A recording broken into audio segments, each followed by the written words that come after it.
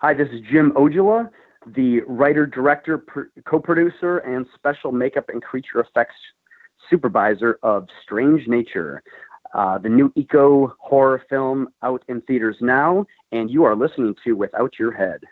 Welcome to the station of decapitation Without Your Head. I'm Nasty Neil, and I'm joined by Robert Krzykowski, the writer and director of The Man Who Killed Hitler and then The Bigfoot. It's great to have you here. Nice to be here. Thank you very much, Neil. Yeah. And not just because you're here. It was honestly my favorite movie at Frightfest. Well, thank you very much. I really appreciate that. Thank you. You're very welcome. So, which came first? Because it kind of sounds like a title you would just think of and then, make a movie around? Or did you have the movie idea and then, the perfect title for it? I wrote the first 10 pages, almost like a James Bond opening, where those 10 pages ended with the hero killing Hitler. And I realized there was nowhere to go from there, and started thinking about Hitler as a monster, and then started thinking, well, what monster could he face next? And I thought it would be interesting if it were Bigfoot. And then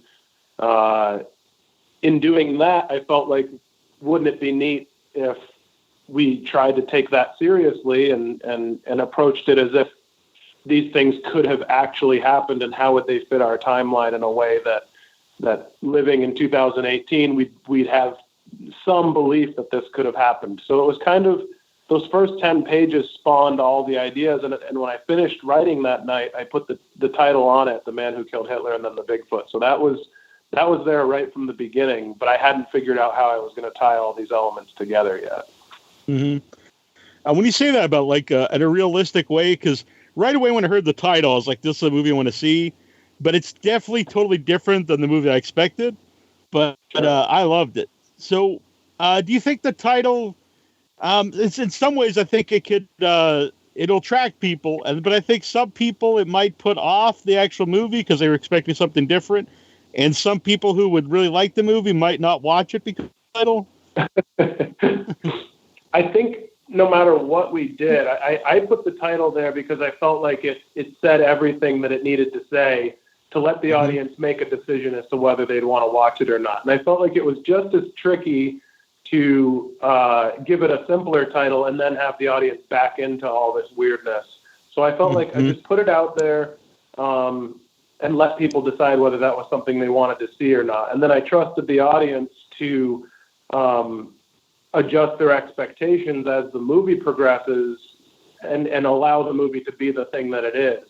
So there was no attempt to trick anybody or to give people something different than what they wanted. I had hoped that we were delivering on what they wanted from that title and then giving them a whole lot more. That was the goal. That was the attempt that we were making. Mm-hmm. I agree with that, because I did go in thinking it was going to be a certain kind of movie, kind of over-the-top, silly movie. But I was surprised, but in a good way, because I thought it was a beautiful movie. I thought it was really well made and just much better than I expected it to be. Thank you. I'm really happy to hear that. And I know that the team would be happy to hear that as well. This entire group of people worked really hard on this, and we all, when the screenplay was done, it was really just a group of people gathering around that screenplay, trying to defend it and make that thing. And it's very rare that a filmmaker gets to make the movie that they set out to make. And Patrick Ewald at Epic Pictures, he let us make the exact movie that was on the page. And then when Sam Elliott came on board, it was very much his mission to make that movie. That was actually one of our earliest discussions, was not changing the script. He really wanted it to be that. And so that helped me. He kind of became the last line of defense on letting the movie be what it is. Mm-hmm. How did he even come aboard? Did you approach him? Did you kind of have him in mind when you're writing it? It's funny. I had done about 20 conceptual designs, full color, and I had done hundreds of storyboards, and the drawings look exactly like Sam Elliott. I'll send you a couple drawings so that you can put them on your suite or whatever, so people can see what I'm talking about. But I for whatever reason, cosmically, whatever, I was drawing Sam Elliott. It looks exactly like him, and when he was one of the names that was mentioned. We had a few other people in mind that we thought would also be good, but Sam just really seemed to embody what we were trying to do. And in talking with John Sayles, our executive producer and one of the key people that got this movie put together, he got really excited about Sam as well. And that really led us to go through our casting director, Kelly Roy, reaching out to Sam's reps. Sam's representatives, they loved the script. And then Sam called me right around Thanksgiving of 2016 and wanted to talk about the movie. And our discussion was really just Sam saying, I want to make this. I believe in the message of this movie. It reminded him of his father. It spoke to a decency that I think he wanted to, shine a spotlight on. And I think it was different for him. I think he saw it as an interesting challenge. At the time he was 72, and it was his birthday when we were on set. It was mine as well. So, he became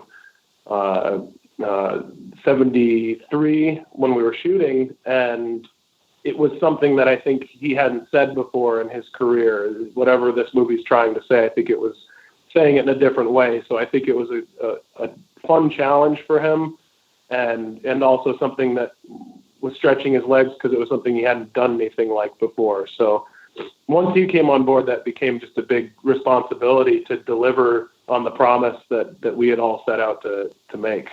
Mm-hmm. So once he's on board, is what you wrote like pretty much he plays how you wrote the character? Does Sam Elliott change the character at all? No, the script was really defended across the board by everybody. Ron Livingston, Sam Elliott, Caitlin Fitzgerald, Aiden Turner, Larry Miller. Nobody ever asked me, can I change this line? Can I alter this? Can I make this different? For the most part, I tried to write the thing very conversationally, so it would sound like the way people really talk. So Sam is very much the character as it was on the page, but what Sam brought to the movie was an extreme sense of realism. He really wanted this to feel like it could happen and that this character existed. And Sam's very method in his approach. If he's a character that has a handkerchief, he's going to want that handkerchief in his pocket, whether you see it or not. And he'll pause and make somebody go find that handkerchief if he needs it, just because he needs that for the character. He really tries to embody the person that he's playing.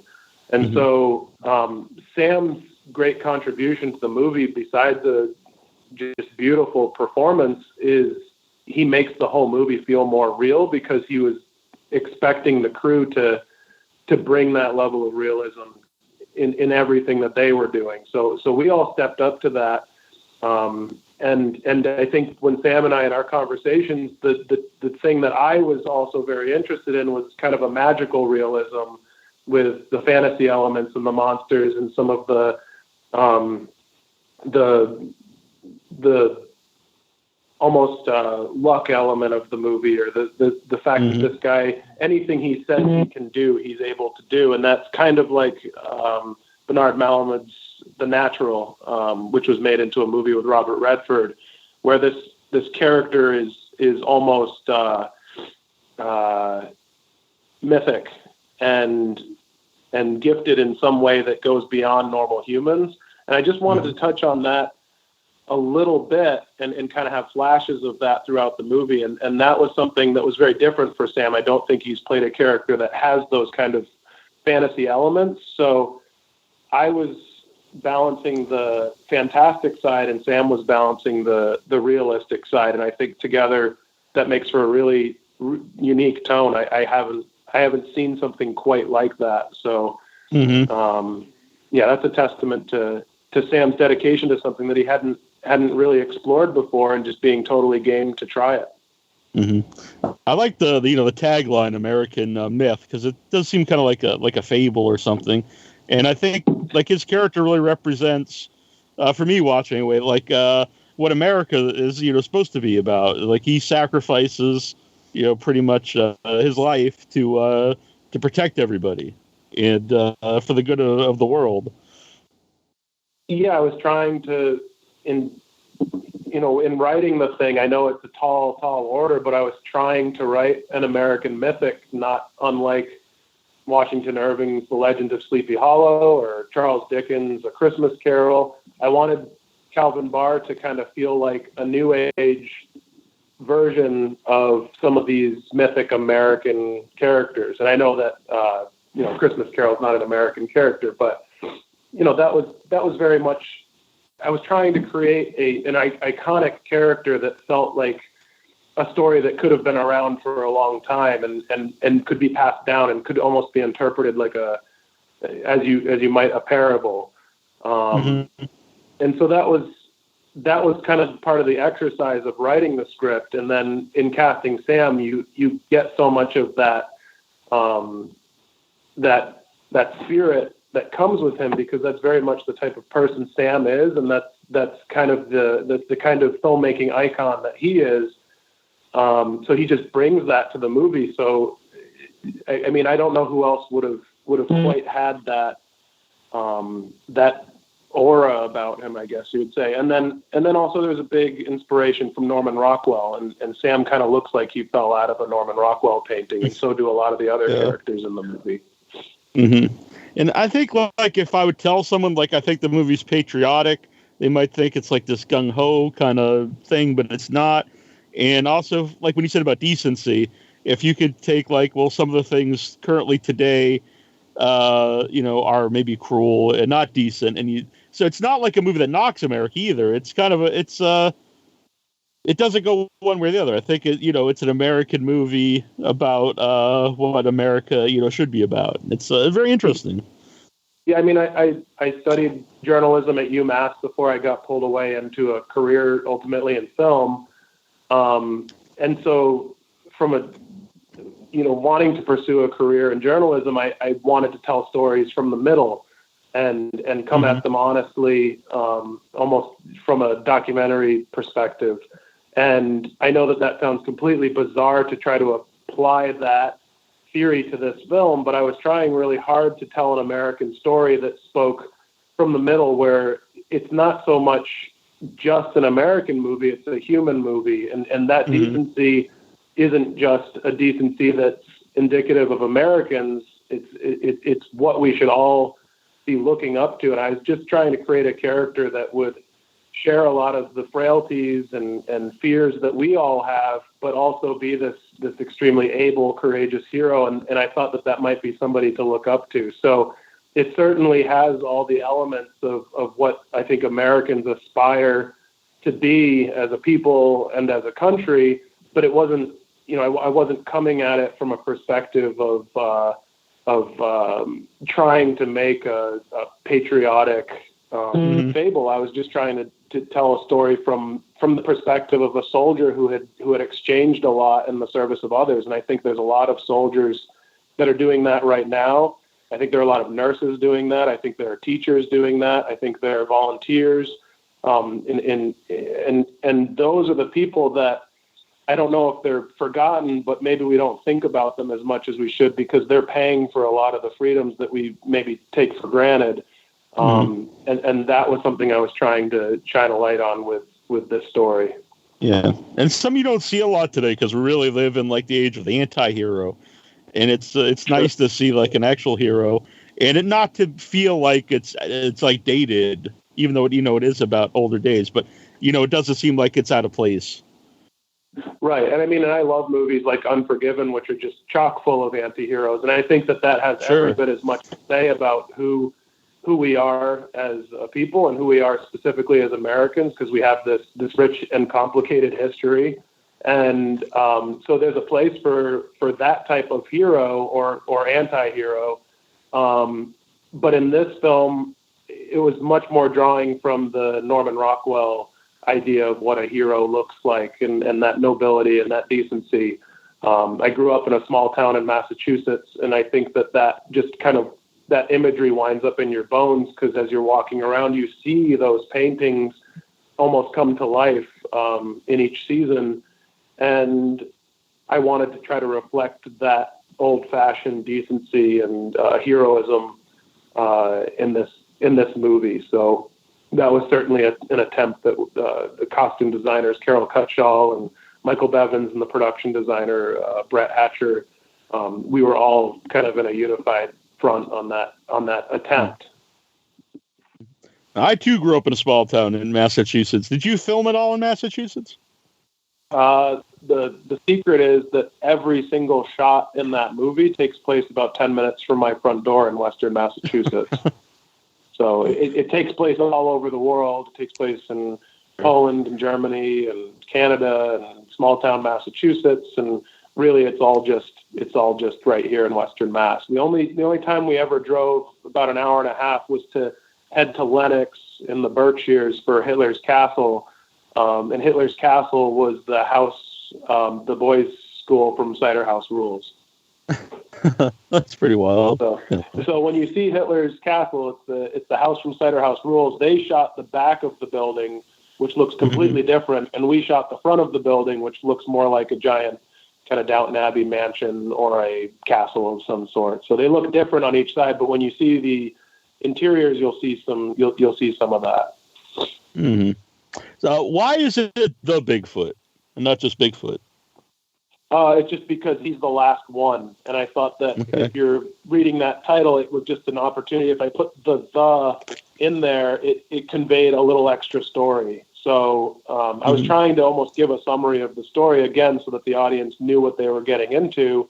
So if I put the in there, it would let you know that there's just this one. It's the Bigfoot. And that would add a little more mystery to, well, why is it the Bigfoot? Is it really the last one? Is this guy going to go make this species extinct? And so, yeah, it was just to add a little more mystery and to point to the fact that the thing that he's killing is incredibly special. There's just this one last being that he's going after. Mm-hmm. What is your version of the Bigfoot based on? Or is it just out of your mind? Bernie Wrightson's Frankenstein illustration. Oh, very nice. John Gardner's Grendel, which is a great novel that tells the story of Beowulf from the perspective of the monster. And he has a very modern way of speaking. And he's lonely and he's tortured and he's miserable. And so John Sayles and I, in discussing this film, he had me do almost like a scientific write-up of how the Bigfoot works, where he hides his scat, what he eats, where he lives, how he migrates. And so all of that is in my head as I'm making the movie, though in the movie, there's only just little tiny flashes of Barr explaining where it came from. But to my mind, it has this whole other 200-year history, skirting up and down America and up into Canada and back and forth for the last 200 years. So it's this ancient, lonely thing that has no people and is essentially good, but just happens to be carrying this plague, and it could wipe everybody out. And I think that Hitler in World War II, he started a plague, but it was a plague of an idea. And so these two monsters are doing very much the same thing, but in different ways in 1942 and 1987. Mm-hmm. And Mark Steger plays the Bigfoot, who I've had on the show. Who also, for people who don't know, he played the Demogorgon in Stranger Things. So, how did he get involved? And did you think he did a good job as the Bigfoot? Yeah, I mean, Mark is a brilliant creature performer and a great actor. And Mark and I just wanted to make the Bigfoot feel human. He's human sized. He's not 7 feet tall. We had actors that we easily could have gotten. I mean, the suit, stretches. So had we designed it for a bigger person, we could have gone after a muscular 7-foot person. There was a discussion of making the Bigfoot much leaner and more emaciated, and showing its sickness and giving it these kind of Gollum-like eyes. And just going for a more unusual approach for the Bigfoot and making it more human so that when Barr confronts it, it's more tragic. And I think Mark did a beautiful job. There was an extremely limited time to shoot the Bigfoot stuff. We had 25 days to shoot the entire movie. And so that only left us a little bit of time to do the Bigfoot fight, which we wanted to make really big and fun and almost the Sam Raimi reprieve at the 3/4 mark of the movie. Just tonally, the movie really changes for a moment. And I thought that would give the audience some fun and catharsis before we kind of head back to the more cerebral, thoughtful ending of the movie. And so I think Mark did a brilliant job, and I think that on the very short amount of time that we had to do it, Spectral Motion, who did Hellboy and a lot of other creature features, delivered a really different Bigfoot that was, it was always meant to kind of remind you in some way of a 2001 ape. Okay, I can see that now. Primal man. Yeah. Yeah, and that was kind of the idea. We just didn't want to do the big lumbering obvious Bigfoot, and we also knew that no matter what Bigfoot we did, it didn't matter. There could be 10 different versions. There would be a certain amount of people to go, that's not what Bigfoot looks like. That's that's not the Bigfoot I want. But nobody knows what he looks like, so we felt like we could take a big liberty there and make it a little more tragic. So that was the theory behind it. Yeah. And something I like about the movie is Sam Elliott's character, Calvin. Both Calvins. Like, killing isn't fun at all for him. Even if it's the most evil man that we've had in recent times, or this creature that could wipe out humanity, he still doesn't get any. There's no pleasure in killing either of them. Yeah.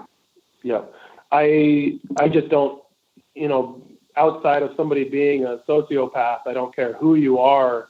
I just don't think that killing comes naturally to human beings. And it's certainly something that weighs on you and stays with you forever. So I felt like in killing Hitler, that's the prime example that every guy I've ever met says, I'd have no problem killing Hitler. Of course I would. And that's something that I would do easily. And I don't believe that. I don't believe that anybody could just do that happily. Even a man that evil, even a man that you might save 1 million lives doing it, I still think that psychically that's going to take a toll. And so I wanted a hero that reflected that he's doing it because he knows it's the right thing and it's what he has to do. But it takes a toll on him. And then all the more so it has no effect on history because these, I don't want to ruin the movie too bad, but essentially him doing that doesn't alter history as we know it. And there's a reason for that. And so there was never any personal glory in it, but there was no reward in it for the world either.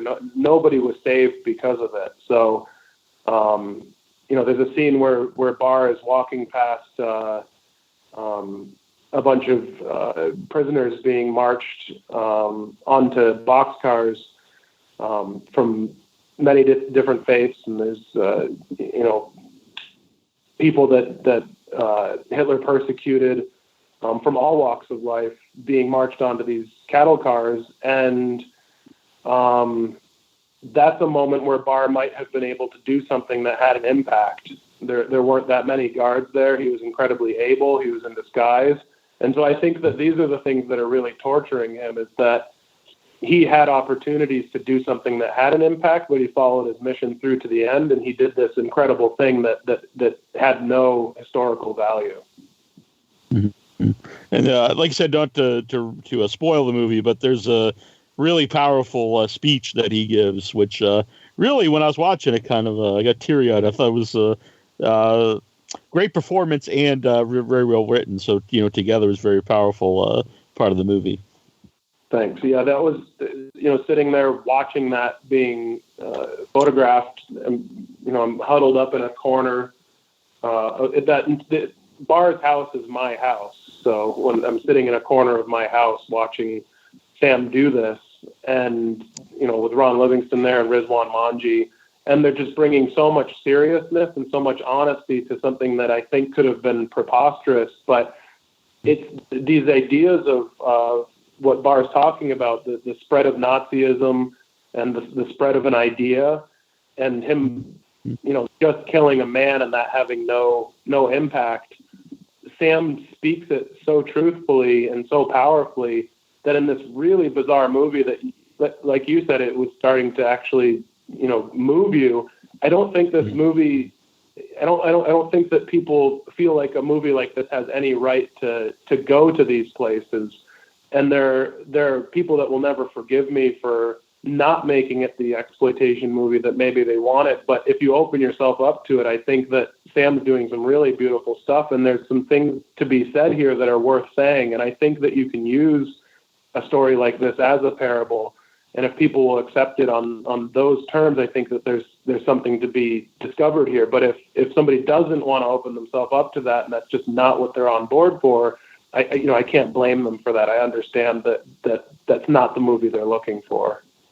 Mm-hmm.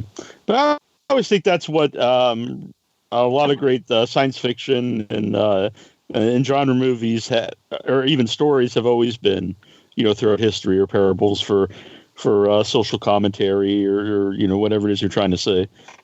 Sure. Yeah. I mean, John Sayles, when we first started conceptualizing how this movie would get made and how we would do it on a budget and how we would give it some sense of scale and scope, he said that, Kurt Vonnegut and, many of the great science fiction writers and fantasy writers, I think he was specifically thinking of Slaughterhouse-Five, which jumps back and forth in time between the war and his home life. And there's this whole element of Slaughterhouse-Five that there's an alien visitation that takes this man away and enlightens him, but also makes him a completely strange person on Earth. And John felt that these stories could be like a Trojan horse, where you can give the audience all the fantasy that they're looking for, but also use it as a vessel for the bigger ideas of who we are and where we're going. So, that this movie was made very much in that spirit. Mm-hmm. How about Aiden as the young Sam Elliott character, the young Calvin? How did you find him for the movie? I was looking really hard for someone that felt like they could capture the energy of a young Sam Elliott, and that's a really tall order. Sam is a very singular actor. There's no other actors like Sam. That's why Sam is so special. So to try to find a younger counterpart for him was really difficult. And I was just trying to watch everything I could, all the television shows I could. Sam came on board around November of 2016, and we didn't shoot until August of 2017. So I had months to find somebody. And our casting director, Kelly Roy, was searching. And one of the first people that really stuck with me was Aiden. I was watching Poldark, and he has this unpretentious cool, and he has this swagger. He's charming. He's an excellent actor. And I just, every now and again, I'd see a little flash. I wasn't looking for somebody to perfectly mirror Sam. I was just looking for somebody to feel spiritually connected to him somehow. Because I knew that it was an impossible task to get somebody who is Sam as a younger man. That's just not going to happen. You can't replicate that voice. You can't. And if you try, it'll feel like a parody. So we just avoided that altogether and looked for an actor that would kind of have the spirit of what a younger Calvin Barr would be like, and also have, match a certain amount of the energy of Sam Elliott himself. And so Aiden was kind of the only actor that I came across that I said, I think this guy has all of those things, and yet he'll also feel completely sovereign in his own performance as this character. So it was really just there's no makeup being used. There's no trick to try to tie them together so your brain goes, oh, that's Sam Elliott. It's just the only makeup Aiden is using is his acting. And that's pretty sophisticated and subtle stuff that he's doing. And if they feel connected at all, it's really just these little glimmers that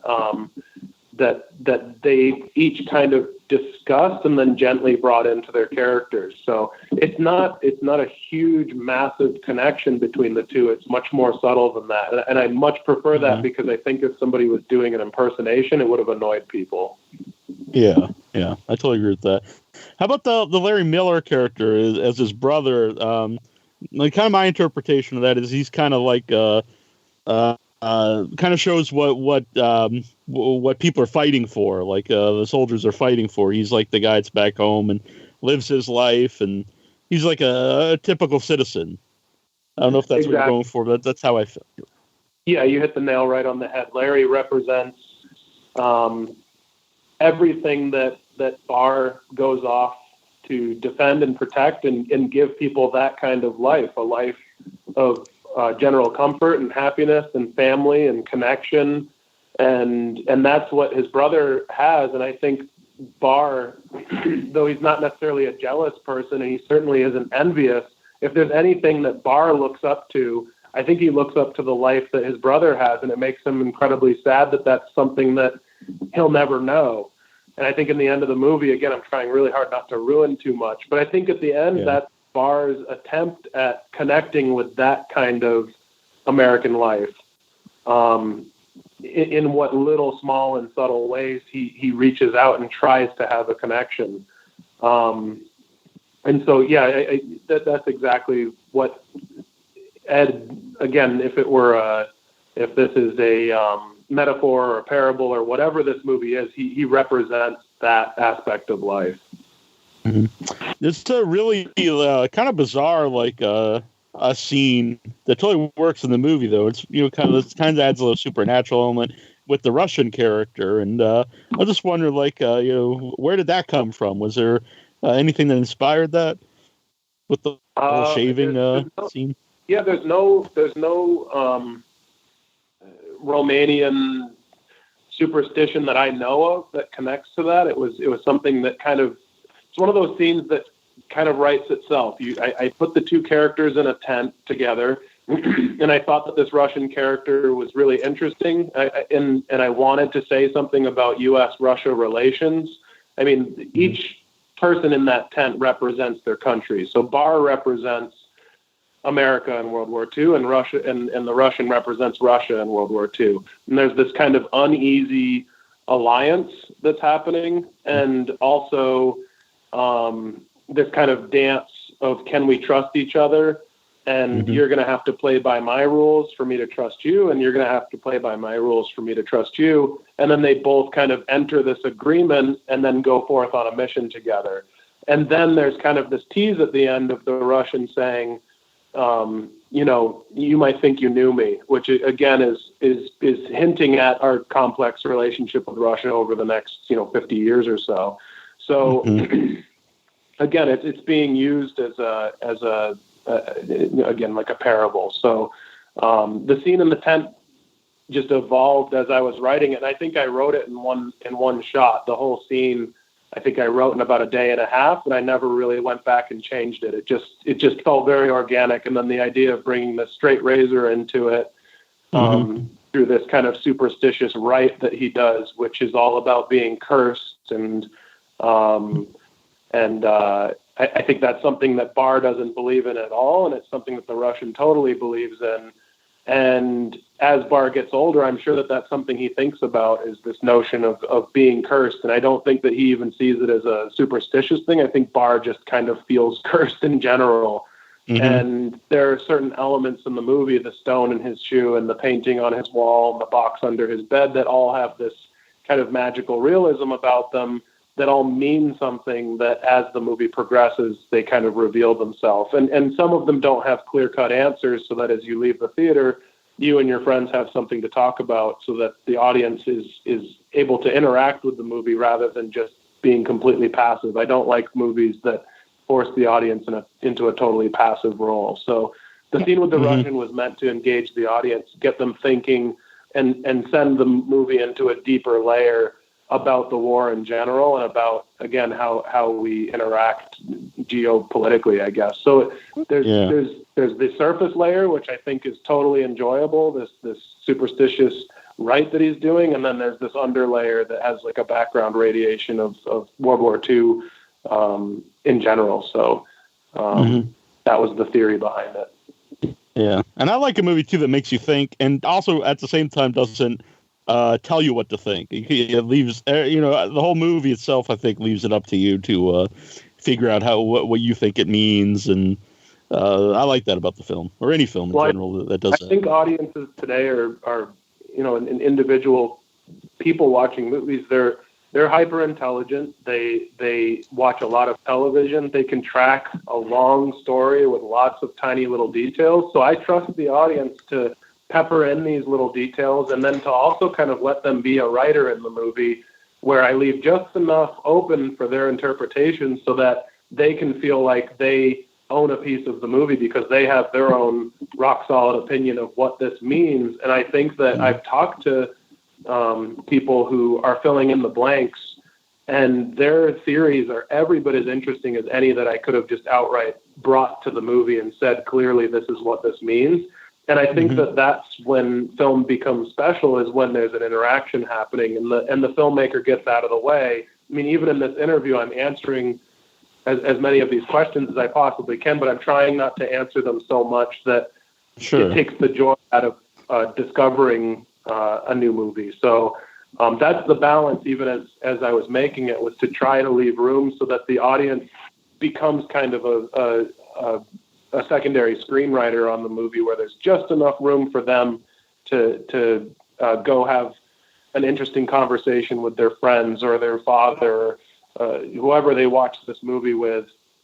And there's enough for them to have an exchange about that's outside of the movie and outside of me as the person that wrote it and directed it. I feel like at this point, my job is to withdraw and let people take ownership of the movie. And I'm very happy to do that. I think that when a filmmaker finishes a film, it doesn't belong to them anymore. It belongs to everybody else. Mm-hmm.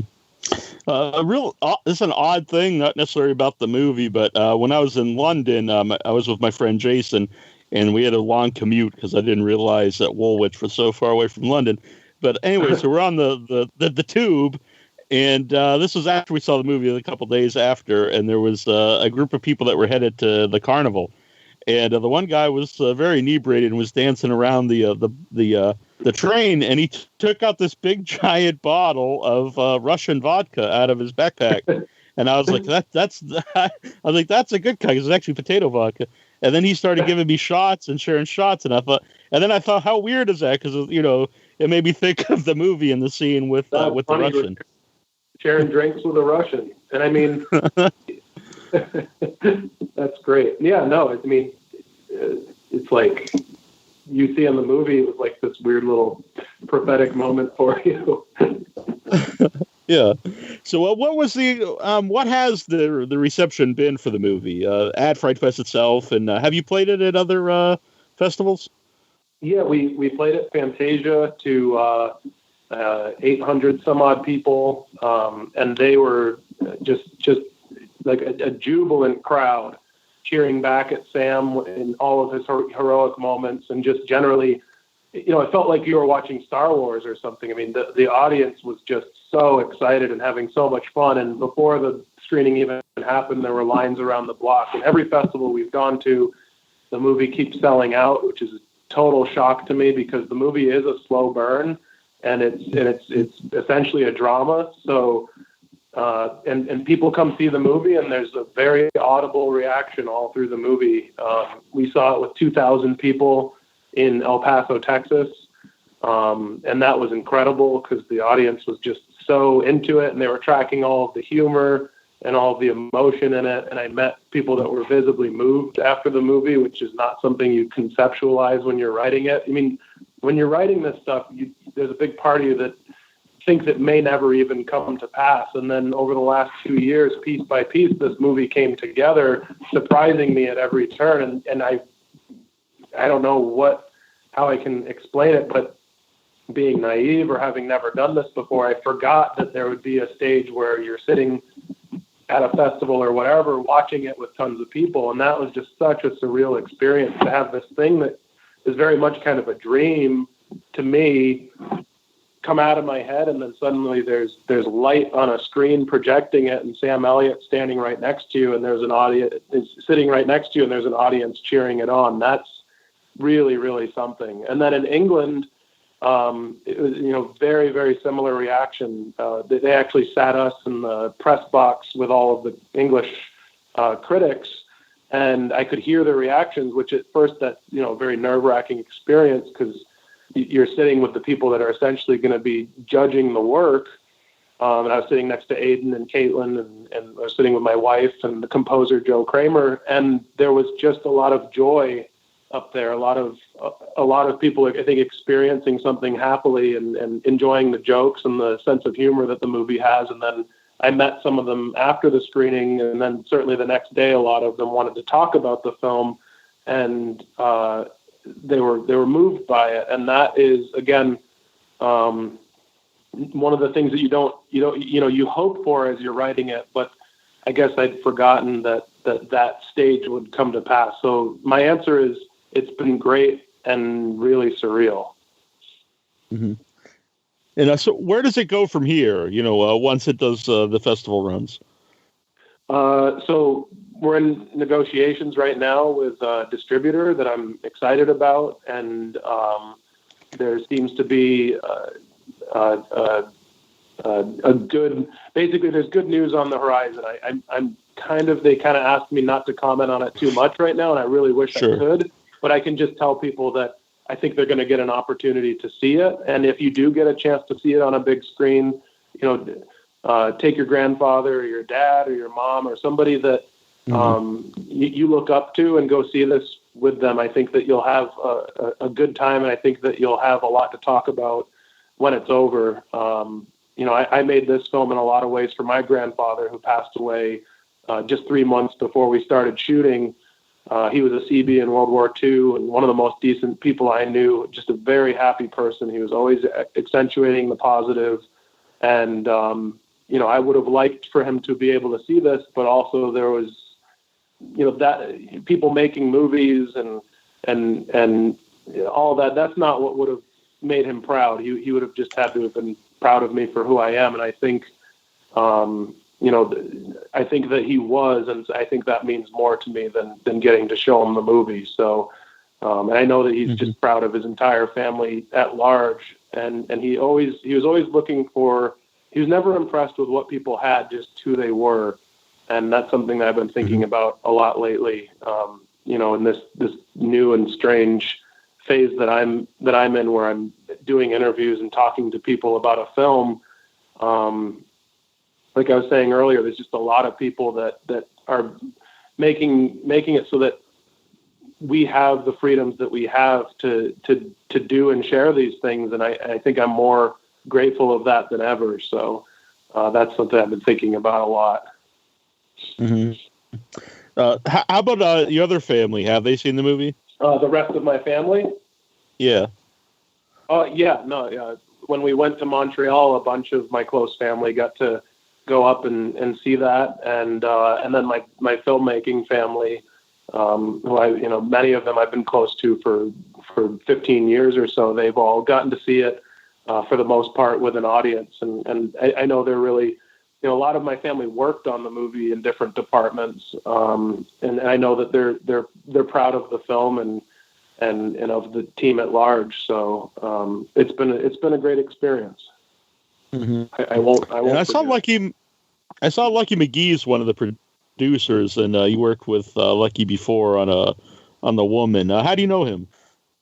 Lucky, when The Woman was initially going to shoot, I believe in Michigan, the tax credit fell through for one reason or another, and it ended up coming to Massachusetts, and they needed a producer on the ground that could very quickly set up a lot of elements, including housing for the crew, every location for the movie, a lot of logistic work, vehicles, just pretty much everything that you could possibly need to set up a film in a very short period of time. And so I got the phone call because I had been working in film, and I said, sure, I respect and like Lucky McKee's movies. He's obviously a very talented filmmaker and somebody that I'd be happy to kind of drop everything and get to work for right away. I was, I can't remember how I must have been 24 at the time, something like that. And so it was my first job as a producer. Lucky came to town. We became fast friends. The other producer on the movie asked if Lucky could stay. I rented an big old farmhouse here in Massachusetts, so I had several extra bedrooms. And he said, "Would you mind if Lucky and his dad, stayed with you this summer?" And he said, "No problem." And my wife and I just became close friends with them. And Lucky and I have been working together ever since. Very cool. Some of the Bigfoot stuff.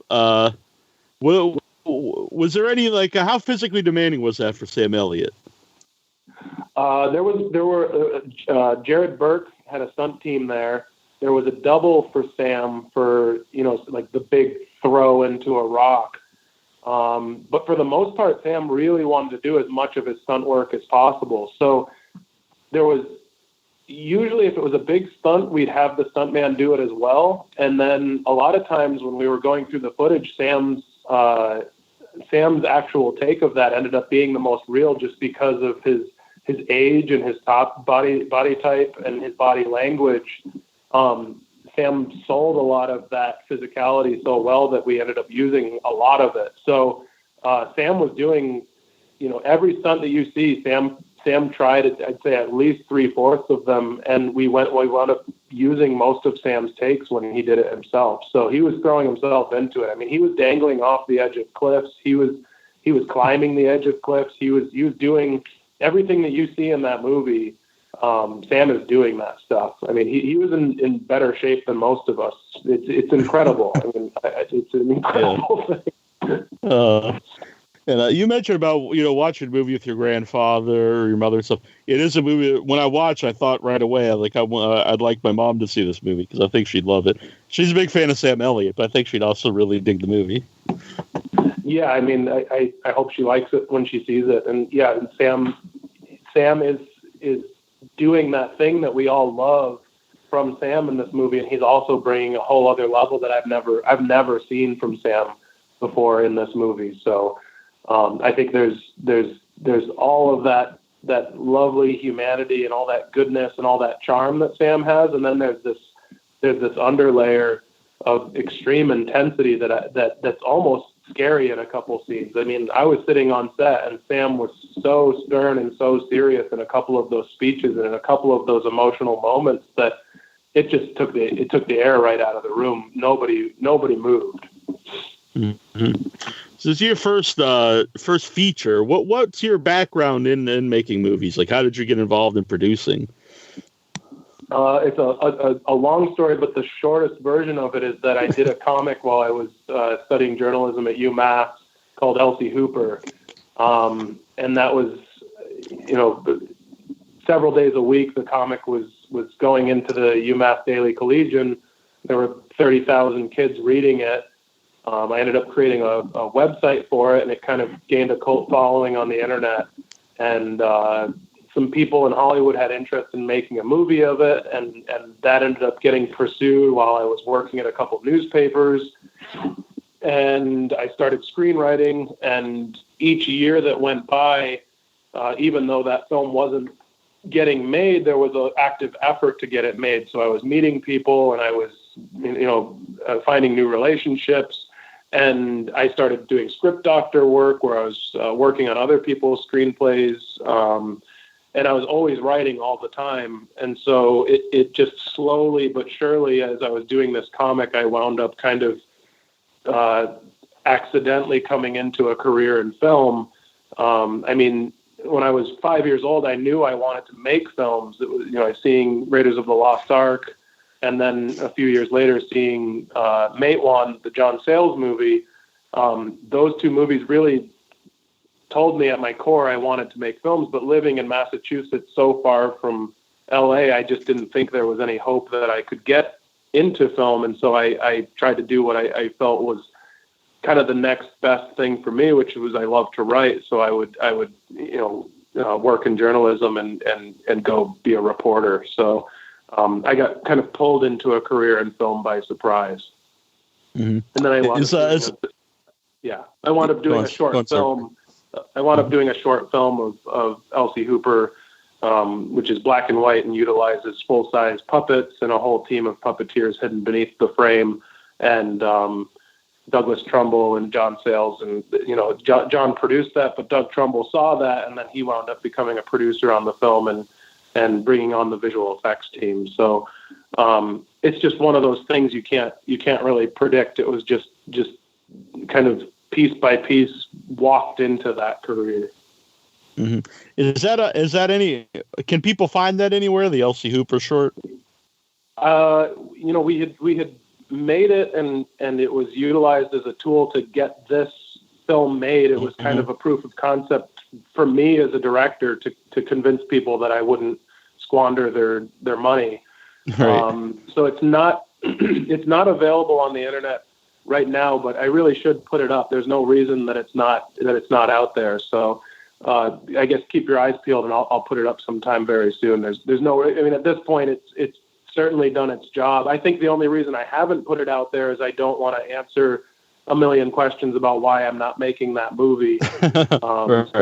Because if once it's out there, people are just going to go, why isn't this your next project? Because it's so much fun, and it's so unique, and it's something that I think people haven't quite seen before. And obviously I love working with puppets, and I love working with actors,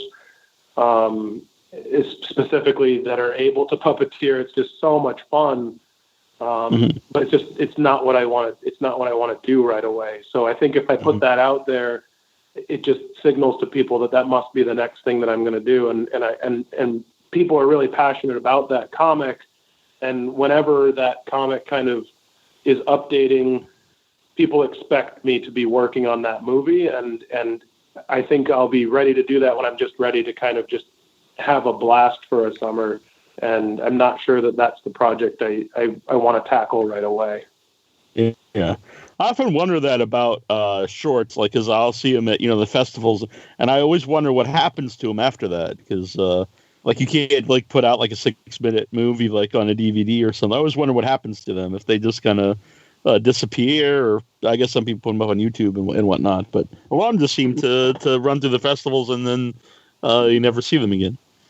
Yeah, and we never even, ours never even went to festivals. It was just simply made to kind of create a proof of concept for Elsie Hooper, and as a way of showcasing that I could do what we were saying I could do in making this film. And it uses a lot of the effects techniques that we used in Hitler and Bigfoot. I mean, Elsie Hooper is black and white, but it uses a lot of old school trickery, and Hitler and Bigfoot uses a lot of old school visual effects trickery as well. So, again, it was kind of a proof of concept for both projects, though Elsie Hooper couldn't look more different from what Hitler and Bigfoot is. Yeah. And I have to say, I love the poster art for The Man Who Killed Hitler and then the Bigfoot, especially the swastika with the Bigfoot print down at the bottom. So, how did that come about? Did you have any input on the poster? Yeah, I worked intimately with Johnny Tabor. He's a brilliant poster artist and filmmaker. I was introduced to him by Patrick Ewald at Epic Pictures, who had worked with Johnny before. And Johnny and I just had a lot of similar loves in the movie poster world, and wanted to do something really special here. We weren't going to release a trailer. We wanted the first audiences for this movie to get to experience it totally fresh and untainted. So the only herald for this movie was ever going to be the movie poster. So we had to swing for the fences. So Johnny and I had a lot of conversations about how that would look and how that would feel and the spirit of it and how it would be interpreted. And it was really, really fun to work on that. And both of us, are illustrators, and so we were able to sketch ideas and shoot things back and forth pretty rapidly. And ultimately, Johnny's just a really, really talented artist, and he's great at lining up an image so that it really catches your eye in a certain way. And it was some of the most fun I had making the movie, was working on the poster, and the director doesn't usually get to work on the posters. So that was really cool that Epic let me be a part of that. Yeah. Yeah, it's funny because when I announced that you were coming on Facebook, one person, maybe a couple people, they said that they didn't think it was a real movie. They thought it was just like a poster that someone put out, and just like a fake poster. Because part of it was there is no trailer, which I thought was very funny. And I agree about that. Like, it's hard to do, but if you could go into a movie without even seeing a trailer, really knowing what it's about, I find you really enjoy the movie more. Yeah, that's my favorite way to experience a movie. Nowadays, when I know I want to see a movie, I just don't watch the trailer. I just go see the movie because that's really, I mean, almost universally, the filmmaker doesn't intend for you to see a single image of the movie before you walk in. And there's a lot of surprise and a lot of intention going into the construction of the movie that a trailer can deflate. So obviously there's going to be a trailer at some point, but for the really passionate first people that wanted to see the movie and made the effort to go to a festival to see it, we wanted to give them that experience because this movie is a small independent film and we can kind of control the perception of the movie at this stage and the rollout of it. And so we thought, what a cool opportunity to withhold a trailer and give, again, it's a respect thing to audiences. I'm trying to give them the exact same experience I hope for from a movie. And so I hope that the people that have seen that haven't felt, again, tricked by discovering a different movie than what they expected, because if we had released a trailer, it would have set everybody's expectations right in line. But part of the fun of this, I think, is the discovery of it. So I hope that audiences feel like that was a sign of respect to them, because that's certainly the reason we did it. Yeah. And like you said, if you get a chance to see it at a festival or if it, later on is playing at an art house, theater, whatever it is, there's nothing the same as watching a movie on the big screen. Yeah, and this movie was shot in CinemaScope, and it had a beautiful team of people came together for the visual science on the image itself. Alex Venler, the cinematographer, spent some time creating an algorithm for the look of both 1942 and 1987. Steve Yedlin consulted on this film, and he just shot Star Wars Episode 8. Aiden Stanford, who was one of the restorationists on Lawrence of Arabia, color corrected the film. And Douglas Trumbull and Richard Urasich contributed and supervised the visual effects for the movie. So there's a rich visual background on this movie that I think is unique, and it's worth trying to see it in a theater. It'll be just fine if you watch it at home. It'll look great. It'll sound great. Andrew Smetic, our sound designer, did a really great classic sound design that reminds me of Ben Burtt and old Spielberg movies. And then we had the extreme good fortune to have Skywalker Sound accept this movie, one of the lowest budget movies they've ever done, and we got to go to Skywalker Ranch and mix the sound for the movie. So it's just a really rich theatrical experience if you can go see this. It's very atypical for an independent film to have a team like this behind the scenes creating the image and the sound. So if you can get that experience, I really think it's worth it. Mm-hmm. Now, since it isn't like a horror movie, was it difficult at all getting it at like Frightfest and other like genre-based festivals? No, I mean they invited us. I don't even think we submitted. I know wow. Frightfest saw the film at Market at Cannes. I'm sorry, I'm terrible at pronouncing that. But they saw it there. I think Alan Jones specifically. I think Paul at Frightfest may have also seen it there. But they invited the film, having seen it there, and taking, I think, a big risk. There's certainly something very courageous about a festival known for horror films and for providing, really wild thrills, to bring such a low-key character study. But I also think, again, talking about respecting your audience, that's them saying to their audience that we respect you and we think that you'll enjoy movies that come from all sorts of fantastic backgrounds, and that mm-hmm.